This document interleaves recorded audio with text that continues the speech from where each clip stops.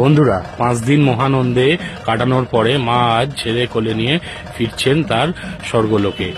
আর সেই জন্যই এক ঐতিহ্যমণ্ডিত সুন্দর শোভাযাত্রা চলছে রাস্তা জুড়ে। শান্তিপুরের রাজপথ যেন ঐতিহ্য এবং আধুনিকতার মেলবন্ধনে এক অন্য শোভাযাত্রা দেখলো আজ।